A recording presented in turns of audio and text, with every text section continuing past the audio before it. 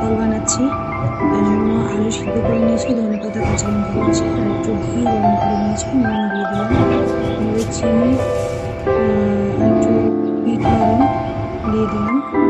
এবার এটাকে ভালো করে মাখিয়ে নিতে হবে। ঘিটা দেওয়ার কারণ হলো যাতে হালকা হাতে না লেগে যায়। এবার ভালো